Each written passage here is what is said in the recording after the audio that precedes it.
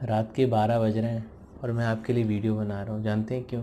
क्योंकि बहुत से कमेंट मुझे मिलते हैं जिसमें ये लिखा रहता है कि उनके पास सफिशिएंट या यूएई आने के लिए और अपना करियर बनाने के लिए। तो ये वीडियो उन सभी लोगों के लिए है, चाहे वो इंडिया से हैं, चाहे पाकिस्तान से, चाहे बांग्लादेश से, या किसी भी कंट्री में मुझे देख रहे हैं, मुझे समझ रहे हैं और उनके पास सफिशिएंट फंड्स नहीं हैं दुबई या यूएई आने के लिए। इस वीडियो में मैं आपको ऐसी 3 बातें बताऊंगा जिसको आप अगर अपनी ज़िंदगी में लागू करेंगे तो आपकी दुबई और यूएई आने की जो राह है वो आसान हो जाएगी। तो फटाफट जो है वो मेरा चैनल सब्सक्राइब कर लीजिए, क्योंकि मैं जो हूँ इसी तरह का कंटेंट बनाता रहता हूँ और आपके लिए रात में जग करके कंटेंट बनाता हूँ, क्योंकि मैं चाहता हूँ कि जो मेरा एक्सपीरियंस है वो आपके काम आए और उस एक्सपीरियंस के मद्देनज़र जो है आपका करियर मैं आपके साथ जिक्र करने वाला हूँ उन 3 इम्पॉर्टेंट चीज़ का, जो अगर आप मेरी 3 ये इम्पॉर्टेंट चीज़ फॉलो करेंगे तो आपकी दुबई और यूएई की राह जो है आसान हो जाएगी।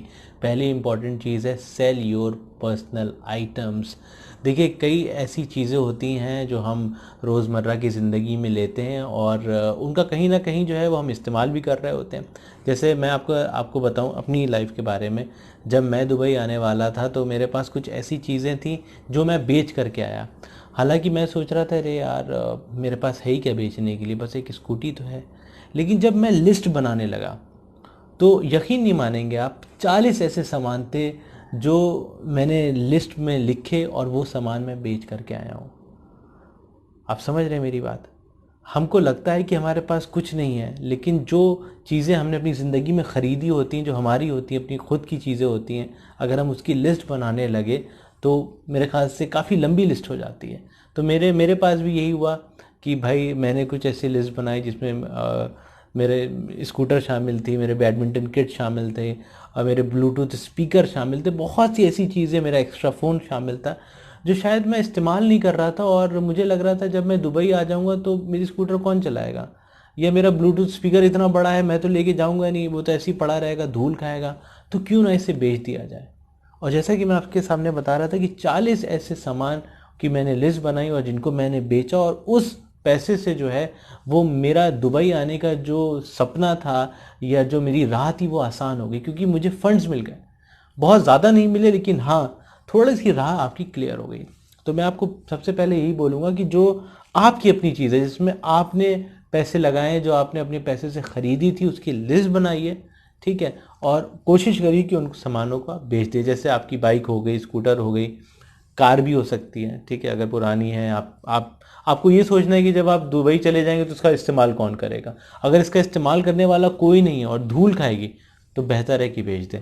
लेकिन हाँ, अपनी चीज़ बेचें जिसको आपने ख़रीदा है अपने पैसे से, किसी और की चीज़ को नहीं बेचना है, किसी और की प्रॉपर्टी को नहीं बेचना है। अपनी प्रॉपर्टी मत बेचिएगा, प्रॉपर्टी इसके लिए तो मत बेचिएगा, लेकिन कुछ ऐसे सामान है जिनको आप बेच सकते हैं। आप समझ रहे हैं कि आपको क्या बेचना है क्या और क्या नहीं बेचना है।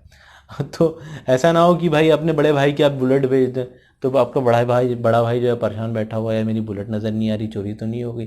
फिर उन्होंने कॉल किया, यार क्या तुमने मेरी बुलेट बेच दी? आप कह रहे हैं हाँ मैं आपकी बुलेट बेच दी क्योंकि मुझे दुबई आना था। तो ऐसा नहीं होना चाहिए, ठीक है। आपको वो सामान बेचना है जिसमें आपके पैसे लगे थे, किसी और के पैसे नहीं लगे थे, जिस पे आपका हक है वही सामान आपको बेचना है। उसकी लिस्ट बनाइए।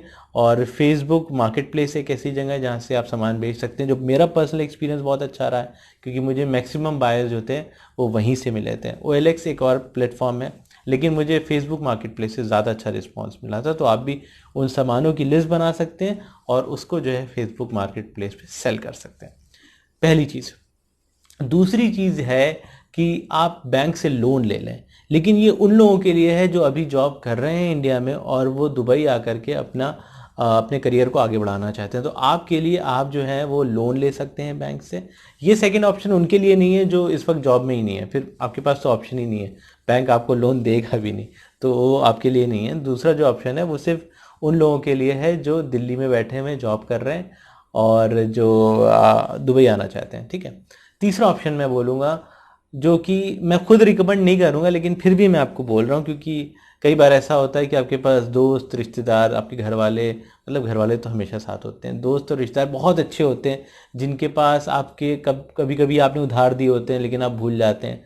तो हो सकता है कि कुछ उधार वापस लेना हो आपको, वो आपको उधार देते। तो आप तीसरा जो ऑप्शन है वो है कि आप दोस्तों से, रिश्तेदारों से उधार ले सकते हैं। लेकिन मैं ये रिकमेंड नहीं करूँगा आपको। फिर भी जैसे मैंने बोला कि दोस्त और रिश्तेदार सबके ख़राब नहीं होते हैं, कुछ लोग के अच्छे भी होते हैं, ठीक है। तो आप उनसे भी जो है वो उधार ले सकते हैं और अपनी जो राह है वो आसान कर सकते हैं, ठीक है। लेकिन ऐसे रिश्तेदारों से उधार मत लीजिएगा जो कि ज़िंदगी भर जो है वो इधर उधर गाते रहें कि हाँ भैया हमने तो सोनू सोनू तो हमारे उससे गए हैं दुबई, हमने दिया था उनको पैसा है।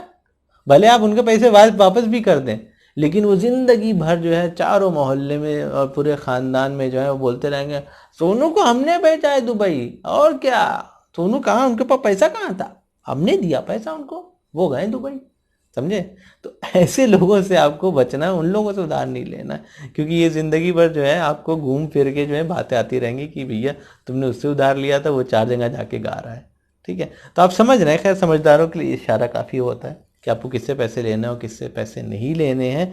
लेकिन अगर पहली वाली, अगर जो मेरी जो वो है ना, सेल योर पर्सनल आइटम्स, अगर वो आप सही से अपनाएंगे तो आपकी काफ़ी जो है मुश्किलें आसान हो जाएंगी। ज़रूर बताइएगा ये वीडियो कैसा लगा, क्योंकि मुझे ऐसा लगता है ये कंटेंट बड़ा यूनिक सा कंटेंट है और बहुत फ़ायदेमंद कंटेंट है, इसमें दम बहुत है। सुनने में थोड़ा सा अजीब लग रहा होगा, लेकिन कभी कभी सुनने में जो चीज़ें अजीब लगती हैं ज़िंदगी में वो चीज़ काम आ जाती हैं। लेकिन फिर से मैं वही चीज़ रिपीट करूँगा, अपनी चीज़ सेल करिएगा, किसी और की चीज़ सेल मत करिएगा, किसी और को दुख मत पहुँचाइएगा, ठीक है। तो मिलते हैं नेक्स्ट वीडियो में।